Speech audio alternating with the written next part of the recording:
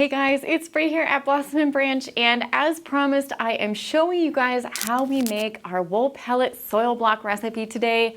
Let's go. You may have watched one of our hundreds of millions of other soil blocking videos in the past, but this one we're going to show you step by step how we use those wool pellets. You'll remember that when we did the test on all these various seed starting recipes a couple months ago, this one was the winner. So today I'm going to show you how to make it because there were a lot of questions on the wool pellets. Now, wool pellets are something that I started using last year in the garden. So first of all, we have sheep, so we have lots of wool available, and Wild Valley Farms offered to pelletize our wool for us. We were also told about its amazing slow release nitrogen and moisture retention capabilities, and we said that would be perfect for soil blocking. They're also just really good for garden use in general.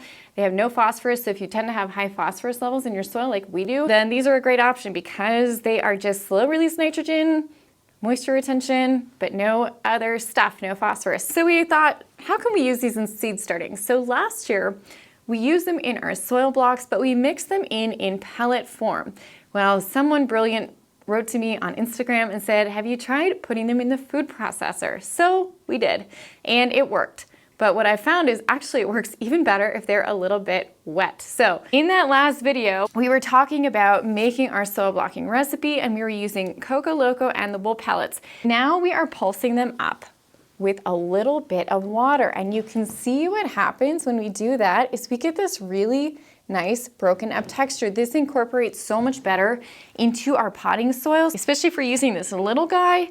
Pulsing them up with a little bit of water works really, really well. So let's do it. Now, you may be freaked out by the fact that I'm using my food processor. If you're worried about it, then you could always get a separate container for this process, but don't worry about it so much. It's just wool and a little manure.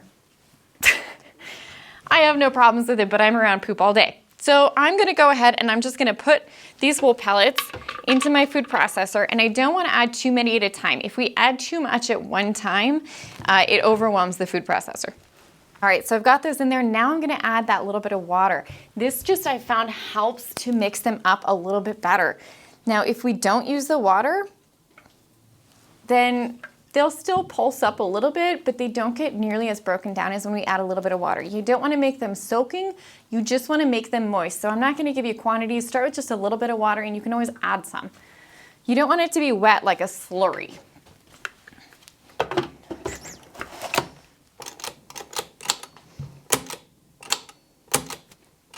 Okay, well, of course, just as I went to show you that, we lost power here. We're in the middle of a huge blizzard, so you're gonna have to use your imagination. So I just pulsed it in the food processor. You probably know what that looks like.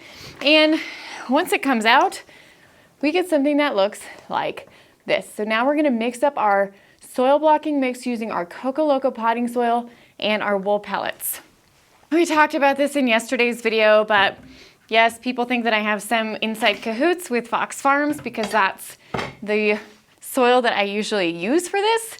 I don't. It's just the best peat-free potting soil option I have found. There's not many out there, at least here in the US. In the UK, where peat is banned in gardening use, there are more options. As I mentioned yesterday, if you don't have access to Fox Farms, this Coco Loco peat-free potting mix, seek out the next best option. So look for another peat-free potting soil. I would check and make sure it's Omri Organic certified. And the only one that I would avoid is Beyond Peat. I've tried that one. It just didn't work that well for me, but let me know if it works for you. All right, so let's mix it up. All right, so let's go ahead and mix it up. I'm gonna do the same ratio. Now, if you watched our video from yesterday, you saw us sifting this potting soil. I do like to sift it before I use it in my blocks just because it helps get out any of the sticks or twigs or mulch or rocks or anything in the potting soil. So I use this 1/4-inch sifter to sift out my potting soil. So I have sifted potting soil. I use the Fox Farms by Coco Loco. That's what I have in here. That's it. And then I'm gonna add my wool pellets. So I'm gonna do 3 parts of this soil. And a part is a part is a part. It doesn't matter what you're using. If you're using a bowl, if you're using a measuring cup, if you're using a mason jar, any of those things, it's just 3 of those. And then another half of your pulsed up, broken down wool pellets. All right, so 1 into my bin, 2, and 3. And now I'm measuring my wool pellets by volume. So I'm not doing it by weight. because I just know myself. I'm not gonna keep a scale with me when I am seed starting. So I'm just gonna do this by volume. So I'm just gonna measure into my bowl a half of a part of my wool pellets. So the great thing about pulsing these up with a little water is it spreads them out a little bit more. They fluff up with a little water. So I've got about half of a part. I'm gonna add that in too. And now I'm gonna stir it all together.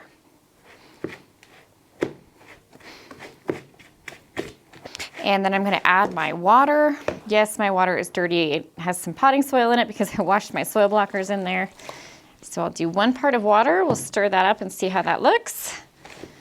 If we need to add any more. This is still not wet enough. We want to be able to pull that soil aside, but still see a little bit of water in the bottom. So this is still gonna be a little too crumbly for soil blocks.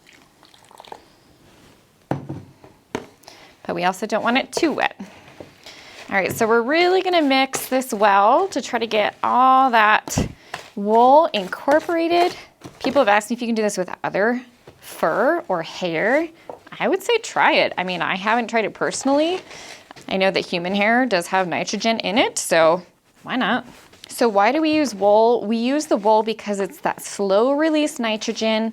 It's got the moisture retention, and that slow release nitrogen is helpful with our seedlings. So we actually don't have to fertilize when we're doing this. So yes, you might spend a little bit more on the wool pellets, but you're saving time. All right, so now we're finally looking about wet enough. Now the longer this sits, it will dry out a little bit. So if you do this the night before, it'll be a little bit drier when you come back to it. So there we go. This is about what we're looking for. So you can see there's some moisture. If I pull back my spatula, a little moisture comes out, but it's not sitting in a pool of moisture. Now, as we press out our blocks, this is gonna get a little bit wetter. So always reserve a little bit of your dry mix so that you can add it into your wet if it gets too wet. All right, let's test it. I always say the best tester is a mini blocker, the small ones, because they're the hardest ones. So if we can make this work with a mini, then we can make it work with any size. Press and wiggle.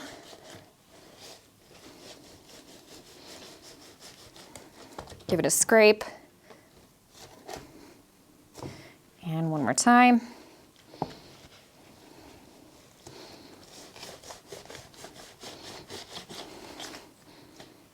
Give it a scrape.